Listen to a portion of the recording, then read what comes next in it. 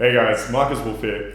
Today I want to go through with you guys the video that's recently been posted by BBC, and I'm sure a lot of you have seen it. It's essentially one of the reporters exposing a seduction bootcamp. So what he did was he mic'd himself up and took along like a hidden camera and went on one of these boot camps and essentially posted up like a 6-minute video of his point of view and his side of how he perceives the whole sort of pickup industry. Now, I do want to be very transparent with you guys. I have no association with Street Attraction, which is the company he kind of went along with. And if I'm honest, I actually disagree with some of their methods and techniques, but it's more on the technical approach as opposed to a moral one. I think what they do on a moral standpoint actually helps society and is good for men and women. And so what I want to do is I want to play these clips for you, go through them with you now, and kind of give my side of it as also, a guy that teaches men how to be better with women as a pickup coach and dating coach. I want to give you my point of view and kind of let you guys see the other frame, see it through a different lens. And so let's get into it. We'll crack on with the footage.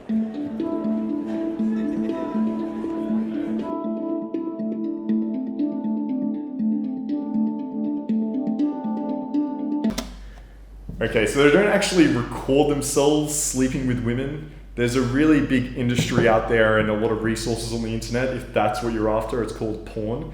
But these guys aren't doing that. As far as I'm aware, what I've seen in them, and definitely as an industry as a whole, we're not recording people sleeping with women. And I want to make it very clear. If anyone is doing that without the girl's consent and posting it or even doing it in the first place, of course it's not on. It's not right, it's immoral, and we completely do not agree with that. But from what I understand, this is not what Street Attraction are doing. So what they do, and what we do as a company as well, is we'll record ourselves, going up, interacting with women, showing you that one, it's possible to meet women during the day or at night at a bar, and also two, what's the best way to go about it. Now, if we do this, it's either with the consent of the girl to post it, or we completely blur out their name and face so no one can identify her. And so, ironically, this is exactly what this reporter is doing. In this video clip, there are videos where there's women in it, and what they've done is they've blurred their face. Now, obviously, they didn't blur the coach's face, they didn't blur the identity of the coaches either. And so it's a bit hypocritical to suggest that this is immoral if they're doing the exact same thing. So I think as long as you stick by the law, you keep it very anonymous, then there's obviously nothing wrong with it. And it's actually really helpful for guys to see the right way to approach women and the right way to go about it.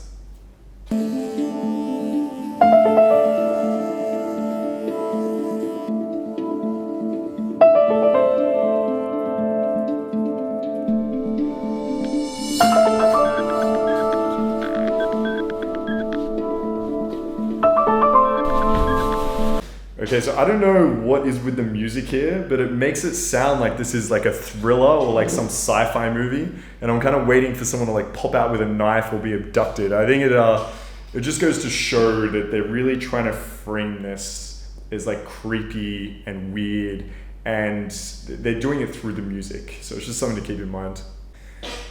So I don't know why he feels the need to shave and change his name. No one knows who this reporter is. Some random BBC reporter. I think, these coaches definitely wouldn't know who he is. No one knows who this guy is. So it's a bit funny that he's decided to shave and change his name as if he's like undercover boss or, he's an undercover cop or something like that. So anyway, pretty entertaining.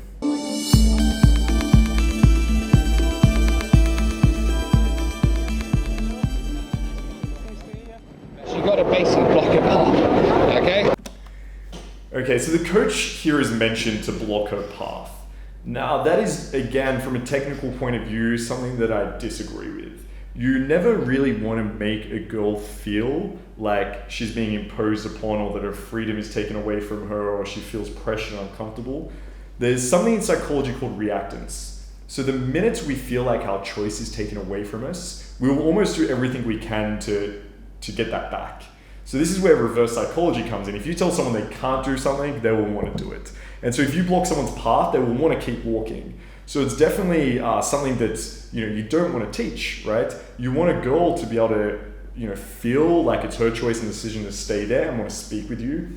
And so when he says this, you know, it's almost in a joking manner. I think what he's trying to emphasize is that you want to put yourself in front of the girl. You never want to like creepily come up from behind or startle her from the side. You want to come from in front, let her know that you're there. And so, you know, it's not this like shock to her, right? It's the exact same way, I guess, like charity workers will approach you on the street, right? They come up from in front, they're loud, they're happy, they're positive, they usually hit you with a compliment, and then, you know, they see if you want to give to charity, right? So it's the exact same kind of method, I guess, when you're approaching a girl on the street. You just want to do it in front so they see you coming, and I think that's what he's trying to explain. But again, it's kind of misinterpreted here as like you're blocking her and not letting her go anywhere, which doesn't work, right? So it's not something that we teach. That girl, I want you to do the front stop with her, okay? Well, I don't know. Yeah, you can. I think she seems, I think she's too young for me, man. It doesn't matter. Even if she's underage, it's not illegal to stop someone. Yeah. I'll try someone else. I feel uncomfortable in that. Let me pick someone else for me. Right. That was good. I know. It's important to know that, you know, this movement started a long time ago. The whole movement of men trying to get better with women and understand them on a deeper level, you know, originated a long time ago. And it didn't originate from guys who were charismatic and good with women and like, you know, really popular. This started from guys that were frustrated. There were guys sitting at home playing computer games all day and getting constantly rejected by women. They didn't know how to approach them. They didn't know how to understand them. They didn't understand why these girls didn't like them. And so they made a conscious choice that I want to understand women better, right? I want to have relationships with them. I want to get to know them. I want to experience what sort of everyone else is experiencing. And so they took what they knew, they took what they were good at, and they applied it to women. So a lot of these terms are very much like nerdy, right? So it's like, you know, in a computer game they had a target, and now they're out on the, you know, in the community. It's like, all right, I want to speak to a woman. Okay, that's a target. And so a lot of these terms, they're just very nerdy, right? They sound bad, I agree, but they come from a very harmless place. It just comes from guys that, you know, started off as socially awkward and unaware and, you know, developed to a place where they weren't. But a lot of these terms still linger around, which, you know, as a company we don't use, but they're still out there. I just think she seems too young.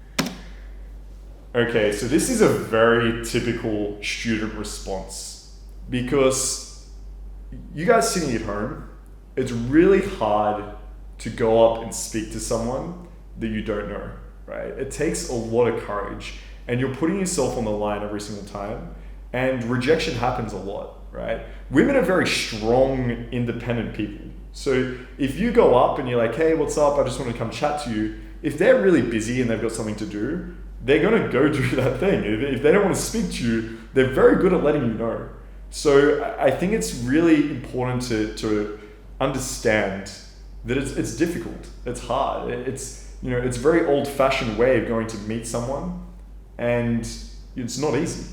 And so what happens is, you know, it's very common in students. You can see here his reaction. He's scared, right? This is something that he has a lot of anxiety around, and, you know, I imagine he's probably never approached a woman before. Like, he probably doesn't have much experience with women to begin with. And so when the coach has pointed out and said, look, I just want you to go meet that woman that's walking past, you know, maybe she's attractive, looks friendly, I want you to just go say hi, right? Just go greet her.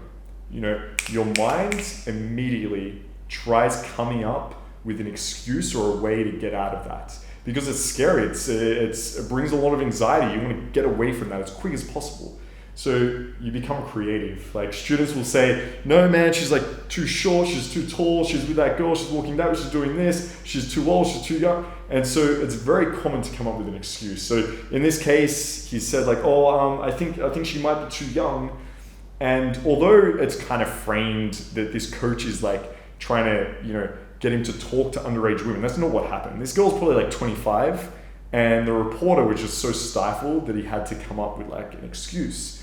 And look, I mean, we have guys in our program that are 18, right? So when we say, hey, you know, I want you to go up to speak to this woman, you know, there's going to be times where, you know, they might think maybe this girl's too young. Just find out, ask. Simple as that. As I said, just ask. It's simple. If they're too young, move on, right? But it's very important to realize that a lot of times, like in this case, the reporter was just scared. That's all it was. This girl isn't underage, probably like 25, right? So just keep that in mind. I have to show that I'm interested and engaged and agreeing. All right, so this guy must be very alpha because it looked like he grew a beard in about a day. Thought he shaved it for like, so no one would recognize him, but it's grown back pretty quick. With what they say, when internally I'm just thinking about, you know, my sister, cousins, that, you know, if they were to bump into these guys, would they be using that on them?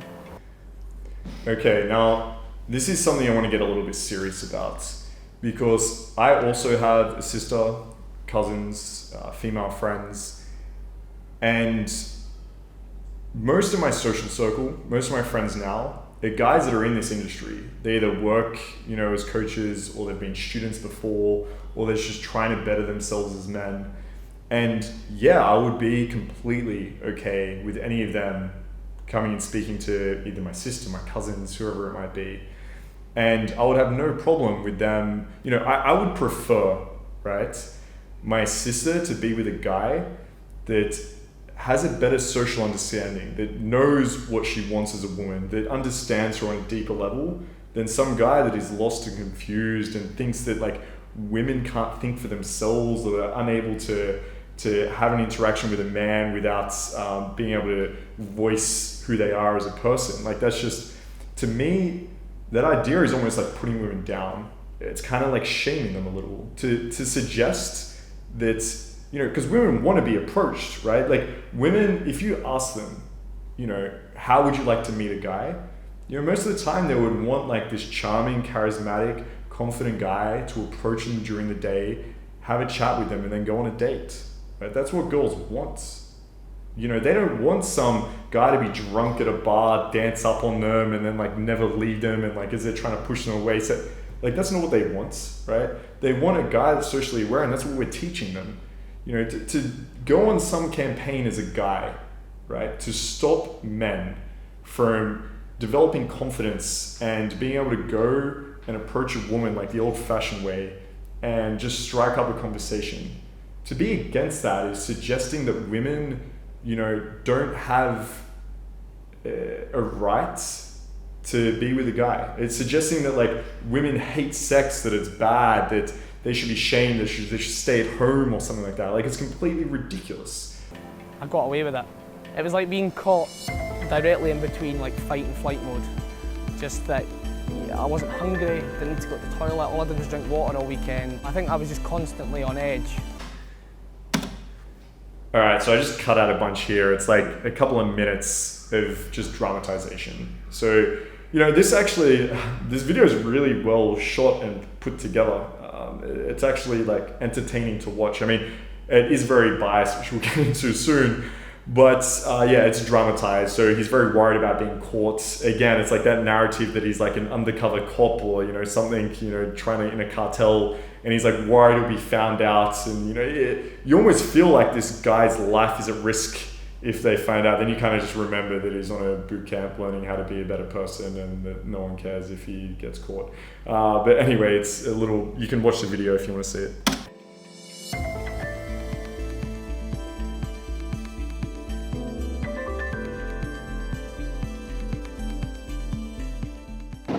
The more she relaxes in your environment, the more likely that she's going to stay there longer. Taking off the shoes. Some girls can be annoying, and if they're already in their shoes and their jacket, she'll be like, okay, now that's enough for tonight. We'll leave the rest for next time.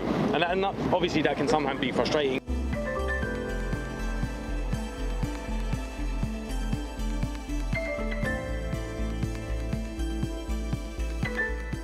They want lots of like a written permission slip from her, like, you know, it's okay that we go all the way.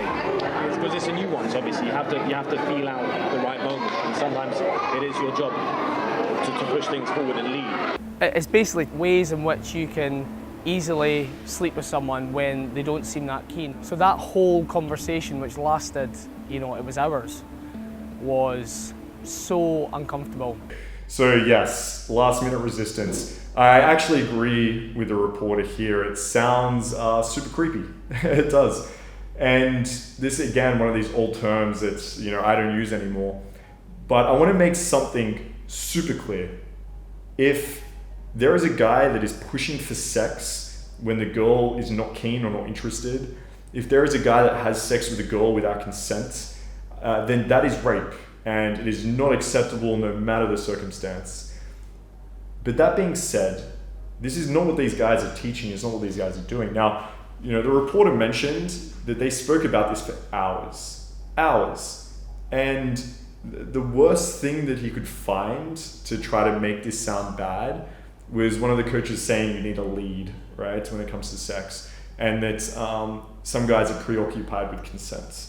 Now, after 3 hours of conversation, that's what he came up with. And, I do want to clarify what these coaches probably meant when they said this and help you guys understand what we actually teach. Now, when it comes to sex, women like to have sex. They do, like we all do, right? It's a normal thing. But the problem is that women can feel a level of shame around it.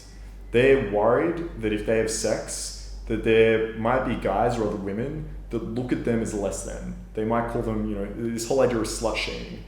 And, I actually did a video on this and wrote an article, and you can check that out. I'll put a little tab above. But it's really important to be able to remove these concerns and these beliefs. It's important to allow a girl to express her sexual desires without fear of judgment. It's important to be able to let a girl be able to say, like, this is who I am, right? This is what I'm about, and I feel comfortable sharing that with you. Now, the kind of narrative that this sets up, and I'm sure like the mindset the reporter has, is it's like this slut-shaming culture. It's the idea where women shouldn't enjoy sex. Women shouldn't want to have sex with a guy on a first night. It's this idea that like women are just giving sex to a guy that wants it. It's not what's going on, right? Women should be allowed to have sex and feel okay with that and feel free with that and enjoy the pleasure of that. And that's what this whole idea of like last minute resistance is about. What we teach on our boot camp is that you get a girl to a place where she feels comfortable about not being judged. And when we say preoccupied with consent, it's around that idea. A lot of guys like this reporter, when you have this belief that sex is bad and that women don't want to have sex and they're only doing it because men make them, or some narrative like this, then you become preoccupied with consent. You keep saying like, is this okay? Is it all right if I put my hand here? Are you okay if I do this? Is it all right if I take your top off? And I've worked a lot with sex coaches, like tantric instructors, and they do talk about the idea of like shared consent or implied consent. And there's nothing more than ruins the moment. There's nothing more than girls can't stand when there's a guy that nervously keep asking, is it okay? Because what does that imply? It implies that it's wrong, right? It implies that, okay, you shouldn't be wanting to have sex, so I'm going to have to keep checking with you. And so the girls feel shamed. They feel like they shouldn't be enjoying this. Like, why does he keep asking me, right? Now, I want to, again, make it very clear, consent is important. If the girl is there and she's attracted to you, she's into you, you've removed the shame and the judgment around sex. She feels comfortable. She feels empowered as a woman. She wants to have sex with you, and she's taking your top off. You don't need to say, hang on, are you okay? Are you sure you want to take my top off? Is that okay with you? Because like, I don't want you to do something you don't want to. If you want to take my, like, it's just judging her. Like, it's just shaming her. So yes, you need consent, of course, right? That's 100%. But you need to be careful that you're not also shaming and judging her at the same time. So that's what he means by being preoccupied with it.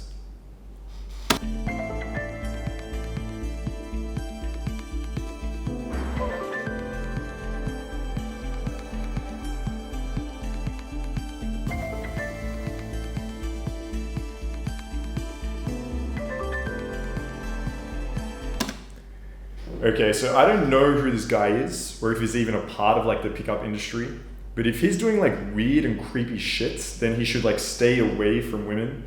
And if he's doing anything illegal, he should go to prison. But you got to be really careful that you don't pick one guy and paint that as a picture for the whole millions of people that are in this movement in the dating industry. It's kind of like taking like one propagandist journalist and saying that the whole media and every single journalist is the exact same way. I mean, you can have like the good and the bad. You can have lying, manipulative, like incorrect journalists, and you can have ones that are like telling amazing, truthful stories. So you just have to be careful. You're not taking like the one negative guy and viewing everyone else the same way.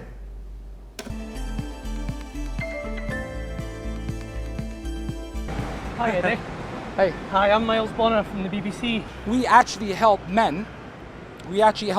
So if anything, we prevent rape culture. So men Eddie. have the skills to not have Right. to get involved in anything illegal or anything non-consensual. You're telling your students Not that they at all. should Not true, approach not true. teenagers. Not true. The thing that I teach is exactly this. Find out how old the girl is before you do anything. No, you were teaching men how to pressurise women into having sex. No, Last minute that's not resistance. true. No. You don't remember that, no? No, that's not true, no.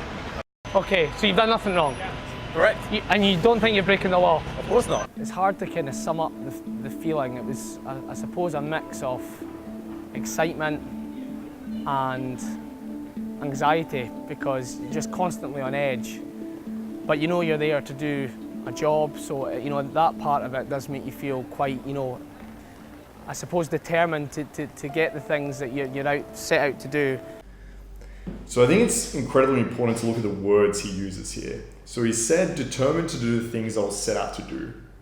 So the way I see this is he obviously is very biased, it's one-sided, but I think he came into this already with the intention to expose, already with the intention to look at this from the most negatively framed as possible. And he's actually doing, he's guilty of what he's accusing the coaches of doing. He's being very manipulative and he's trying to just show this in a certain light. And I have mixed feelings about this because I don't think he's doing this intentionally per se. I think he really believes this because of maybe the way he was brought up and his social conditioning, the way he sees the world. Now, I don't know if he has resentment towards women or not, but the way he talks about it is he really puts them down. He kind of treats women as they're not able to make their own decisions or do their own thing. Right? Women should be empowered. They're very strong, independent, right? They've got their own say. And, you know, there's nothing wrong with them being able to meet guys on the streets. And to insinuate that is a little bit sexist, I feel. And so, you know, I feel sorry for Myles a little bit here because I think he's a product of maybe the way women, you know, he's interacted with them, you know, earlier on in his life or the way he's been brought up with society. But it's kind of sad. It really is. And because of that, you know, this video has become incredibly biased.